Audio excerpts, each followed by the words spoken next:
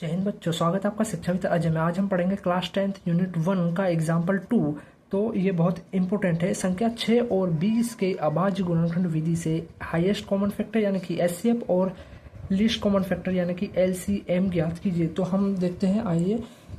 तो हमको 6 और 20 का गुणनखंड ले लेना है। तो निकालते कैसे गुणनखंड, 2 3 जा 6, 3 1 जा 3, ठीक है।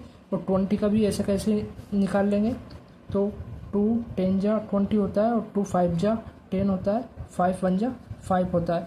तो हम 6 का गुणनखंड के रूप में क्या लिख सकते हैं, 2 की पावर 1 और 3 की पावर 1। वैसे ही 20 को कैसे लिख सकते हैं गुणनखंड के रूप में, 2 की पावर 2 मल्टीपल 5 की पावर 1।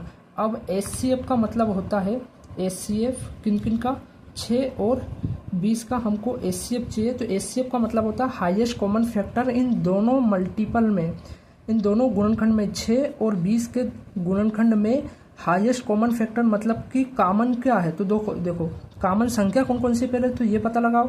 देखो 2 और 2 इसमें कॉमन है, 3 और 5 तो संख्या सेम नहीं है, तो 2 और 2 इसमें कॉमन है। और 2 में भी क्या कॉमन है, 2 की पावर 1 कॉमन है। यहाँ 2 की पावर 2 है तो 2 की पावर 1 यानी कि इनका हाईएस्ट कॉमन फैक्टर 2 की पावर 1 का मतलब होता है 2। तो इनका हाईएस्ट कॉमन फैक्टर 2 हुआ। तो ये तो इनका एचसीएफ हुआ। और एलसीएम होता है इस 2 को छोड़कर बाकी सभी मल्टीपल क्या हो, 2 की पावर 1 को छोड़ देंगे हम तो 3, पहले तो 2 मतलब 2 की पावर 2 यानी कि 2 को 2 बार मल्टीपल कर सकते हैं, और 3 की पावर 1 यानी कि 3, और 5 की पावर यानी कि 5।